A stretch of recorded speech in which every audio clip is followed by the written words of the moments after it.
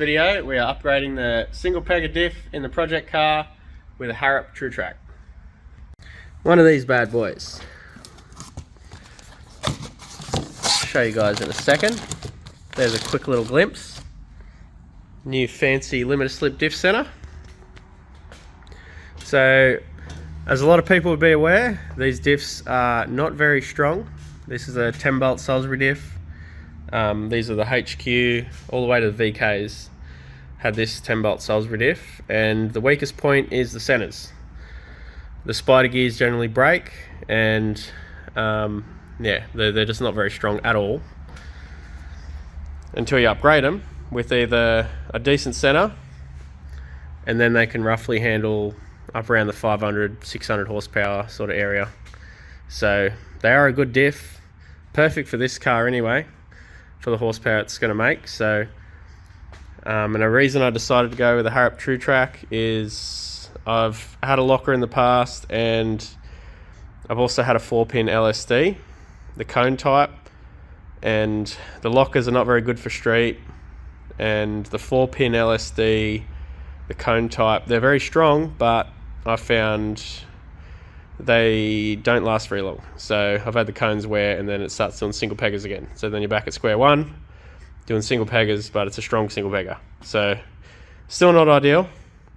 Harrop Truetracs, these are like modern technology and just a way better design. So just perfect sort of diff center for any sort of street car. Very strong, and it's going to do twin leggers, and it's going to be reliable. So just a great upgrade to the Salisbury diff, just to strengthen them up. The factory 28 spline axles can be a bit hit and miss, but generally they do take a decent amount of power. But yeah, not sure exactly how much, not going to get into that, but with that center I'll never break this diff. So I'm going to get stuck into it and pull this diff apart. I'm hoping to put that thing in there in about an hour, so we'll see how we go. So first things first is fitting the bearings to the center. This is the part number for the bearings for the Salisbury diffs, Timken set 47. So all I use here is just a bit of wood underneath. I had this laying around, which is very handy, but just lining that up and hitting it with a hammer, and the bearings will go straight on. So fitting the bearings is actually quite simple. Getting them off, different story. You need a some sort of a press or something, because they're a bit of a painful thing to get off. So very easy to do this at home. Fit the bearings, and now I just got to pull the axles out of the diff, back cover off, get the center out. We're going to get stuck into that. So I'm going to pull this diff apart.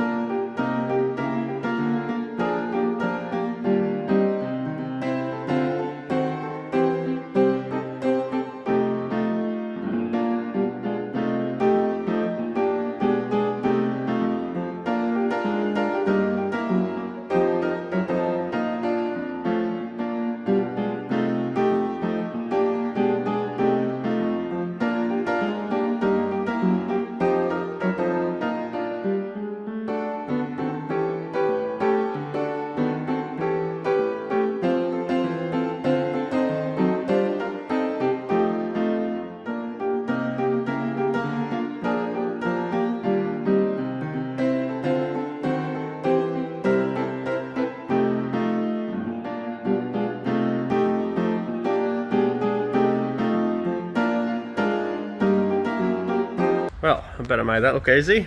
As you can see, I've done this a few times in the past. So one important thing to remember when this hemisphere does get removed is to keep the shims in place and don't get them mixed up, because they're in there to align the diff. They do it from the factory. So the oil is pretty disgusting. I did actually put new oil in this, and it must have been that bad in the housing. It's just made it really bad. So let me bring this over here into the light somewhere.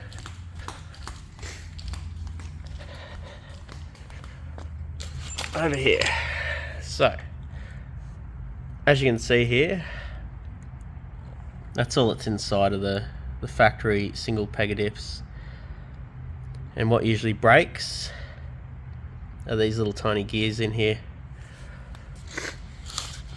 I've actually also had, if you actually do some single pegger burnouts, they actually weld themselves to the shaft, and the shaft itself has like a little pin and it breaks, and then it starts elongating inside of the hemisphere. So if you have a single spinner diff and it starts doing double leggers all of a sudden, it's generally because the gears have started welding themselves to the shaft, and it won't be long before it goes bang, and then yeah. So I'm just going to undo the crown wheel here and clean it up, fit it to the Harrop diff, and put it straight in. A neat little trick to get the crown wheel off. Once you undo all the bolts, just put 2 in lightly, one either end, and then tap them with a hammer, and then it'll pop it down. Alright, so I just fitted the crown wheel to the Harrop center. It pretty much went on fairly straightforward. I degreased it and everything, try to get some of that gunk off it. Just ugga-dugga the bolts, no torque tightening. You meant to torque tighten. I just ugga-duggaed.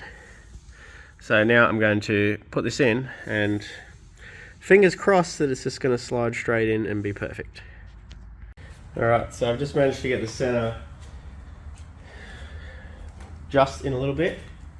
So these washers here have to be pulled out, and they have to be sat on the hemisphere.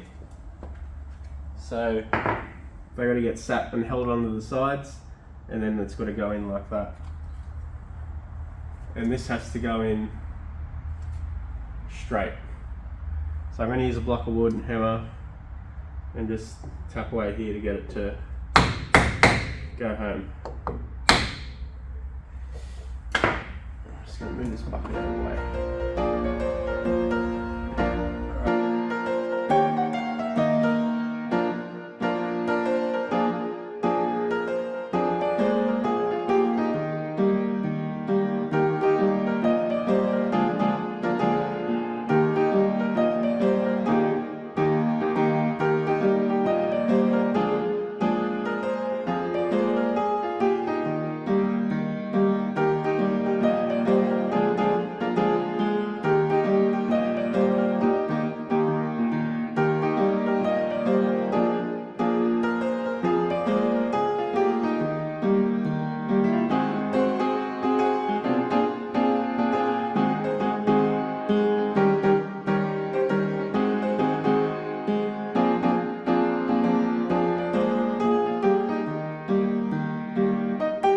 Alright, so finally got it in.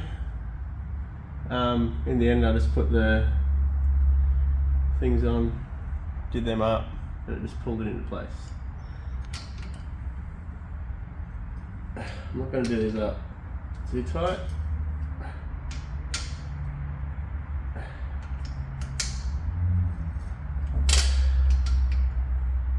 Torque tighten them.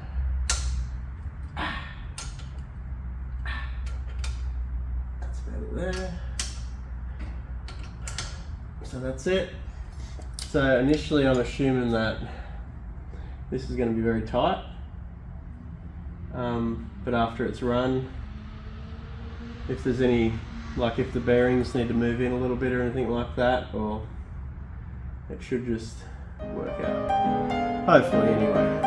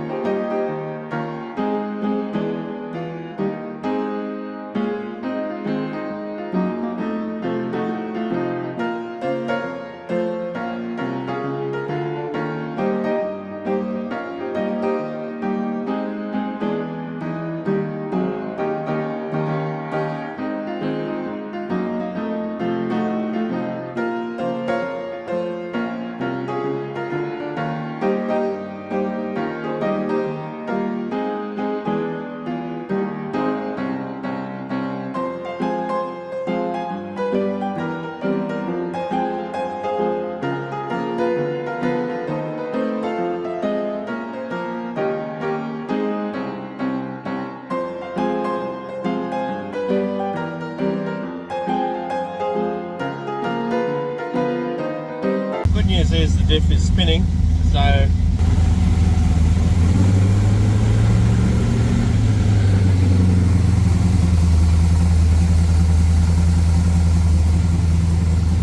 we will bet in. We'll find out. So at the moment we have movement here turning the wheels, so that's a really good sign, because when I first put it in I honestly could not even turn that. But now it's actually turning.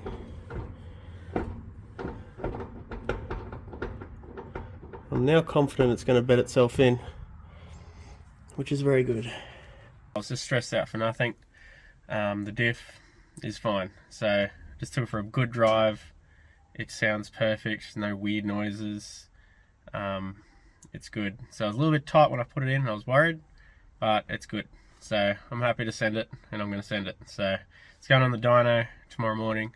Going to see how much horsepower it makes. And yeah, to be continued on a burnout. It's coming. It's coming.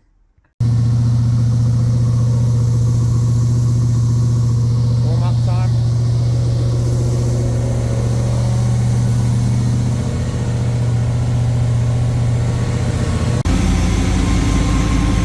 We just put more timing in.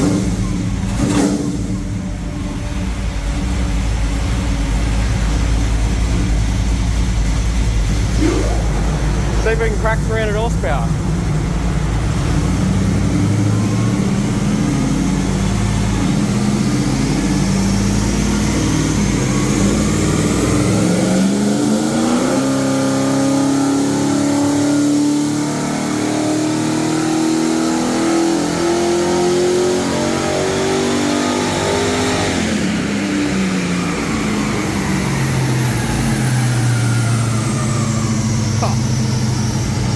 Massive 287 horsepower at the wheels. Very excited about that. So in the end, I think we had 30 degrees of timing in it on this run. Made 287. The run we had 26 degrees of timing. It made 280. So we've actually got the timing back on 26 now because it's safer. But on this run we had 30.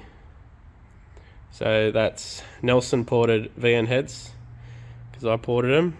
Crane 286 flat tappet, twin 2.5 inch exhaust, Trinesium, Edelbrock air gap. So it's a Edelbrock air gap rip off. So it's just, it was only $276 at intake. Too cheap to pass up and try, and it works a treat. So we ran it with the power steering belt on too, so probably near could have got the 290 horsepower with that off, but it's alright. We even tried it with the air cleaner off, so when we finished, took the air cleaner off. Well, we did the runs with the air cleaner off, put the air cleaner back on, did a run, and the horsepower didn't change at all. So I kind of thought the air filter might have been a restriction of some sort, but it's not. so it's very good. So yeah, made all that at 6,000 RPM, which is a fairly safe sort of RPM limit for the motor as well. So that's it. And all that stressing I did about the diff going in tight, nothing to worry about. Never had an issue. The diff is like properly running now. It's turning like it should. I think normally there's something where you can like I don't know. I don't really do diffs, I'm not gonna lie. So you're also meant to lap the gears and stuff and make sure they're meshing properly, the gears. I don't ever do that. I just chuck it in and send it. So I'm a little bit sloppy, but sometimes sloppy works and it pays off. So, and it's paid off this time. Diff doesn't whine, runs a treat. It definitely does twin leggers. I can't post any burnout videos because I'll get in trouble, but it definitely does twin leggers. So yeah, very happy how the car turned out. Decent horsepower, perfect streeter. Yeah, and if you've only got up to 500 horsepower, you're way better off just sticking with a Salisbury diff. Maybe even 600, depends how you drive. And the best option is fitting a Harrop Truetrac diff into your Salisbury diff. So put that in and it'll just pretty much make the diff handle, yeah, up around the 500-600 horsepower mark. And then from there, the only thing that's probably going to break is going to be axles. So, and you can get aftermarket 28 spline axles. So if that is the case, you can also upgrade the axles, make them a bit stronger too. So, but yeah, that's a wrap up, guys. So yeah, thanks for watching. And next video, I don't know when, but I'll put one up when I've got one. So I'll see you later.